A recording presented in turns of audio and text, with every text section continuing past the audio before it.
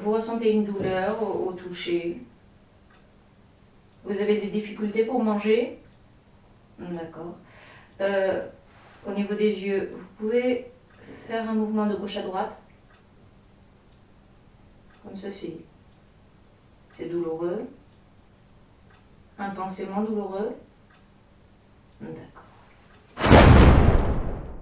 Alors, la France a l'herpès. L'herpès, une maladie contagieuse qu'on contracte au contact des Républicains et du PS, herpès. Un trait d'union entre la mauvaise droite et la fausse gauche. Bon, les deux courants ayant pour principale fonction de transformer toute affection en infection. Les deux nous font la peau, avec leur regroupement de boutons ou leurs boutons groupés. Nous n'avons pas fini de nous gratter. Oui, l'herpès, ça démange énormément. Maladie virale qui fausse complètement notre vision de l'idéal en transmettant secrètement et sournoisement le mal, le virus de la compromission, de l'association d'éléments malfaisants, nocifs et hyper réactifs. Ça vous pend au nez, mais ça atteint votre fine bouche et vos beaux yeux. L'herpès labial caractérise le mal qui sort de votre bouche et qui transforme votre langue en langue de vipère. Même votre salive devient fautive. À chaque fois que vous l'ouvrez, vous transmettez le virus, vous le propagez. Donc ça devient une propagande qui éclaire ou assombrit un peu plus chaque jour votre légende personnelle ou professionnelle. L'herpès labial, c'est le mal des républicains qui en disent toujours trop ou pas assez.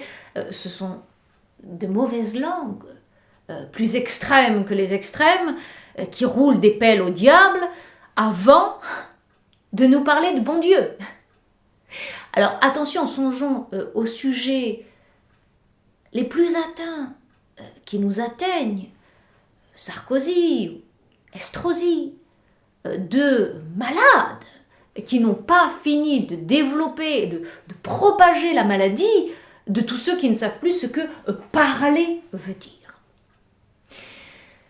Pour ne pas être contaminés par leur vox populi qui a toujours sorti le peuple de son lit, il ne faut pas les écouter et encore moins les entendre.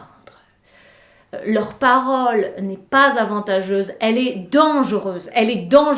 Il ne faut surtout pas la partager, ne pas la relayer. Maintenant, l'herpès oculaire n'est pas moins délétère.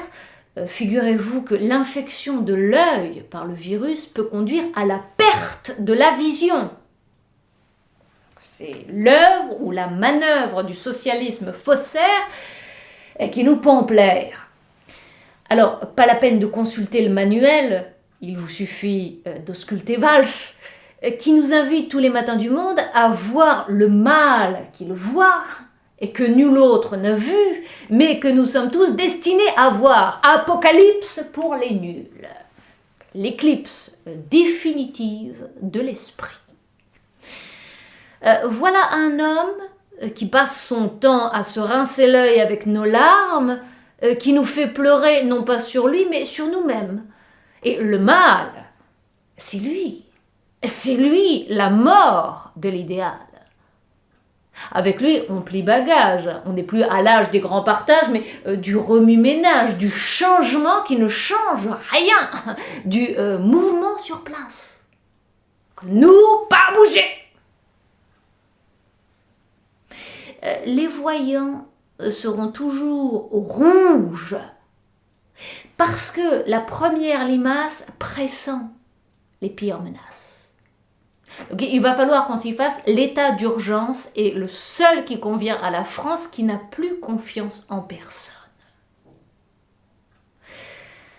Avec donc des républicains déficitaires et des socialistes faussaires, bientôt nous n'aurons plus rien d'autre à avaler en dehors de leur pilule amère. Et nous ne serons plus que des boutons regroupés autour de ces deux axes du mal qui, en ce dimanche d'élection, ont déjà dit la messe. Ils vont l'emporter, mais en alternant les démangeaisons à l'œil et du bout des lèvres. Attention, l'herpès peut provoquer une infection du cerveau, l'encéphalite herpétique. Là, pour nous prémunir, il faut empêcher tous les herpétiens de nous conduire là, droit dans le mur. Encéphalite herpétique.